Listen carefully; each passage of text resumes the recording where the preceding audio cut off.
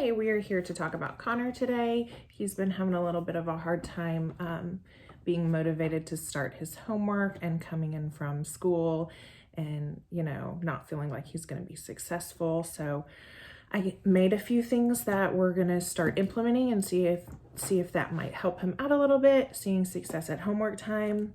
So the first thing I want to introduce is a visual schedule for Connor. And this just kind of lays out what it should look like when we come in after school. So the first thing we're going to do is our English homework, and that should only take about 15 minutes.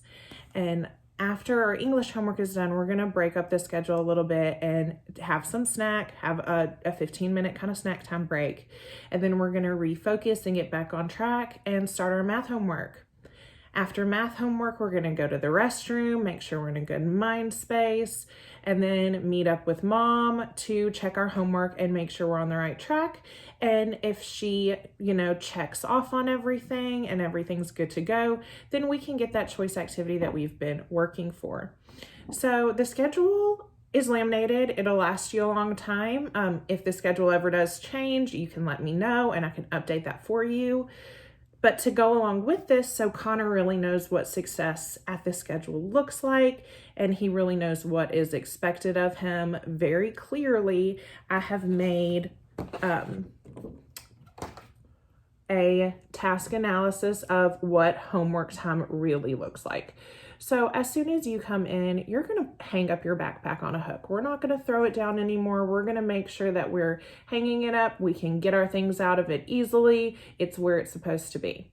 Once our stuff is hung up, we're going to go ahead and choose what our choice that we're working towards is. That could be Xbox, our bike, it could be computer time. I put a few things down that you'd mentioned you like, but any choice activity that you clear by mom. And then sticking to that schedule that we have created and that we have up on the wall next to your work area. Then what it looks like to stay on task. You are at the desk with mom or at the kitchen table with mom and dad or on your own working. You're staying seated. You're on task during those working times. And then once mom's checked off and you've done all these, then you've earned your choice activity. So especially in the beginning of starting a new schedule, I want to make sure that you are seeing success.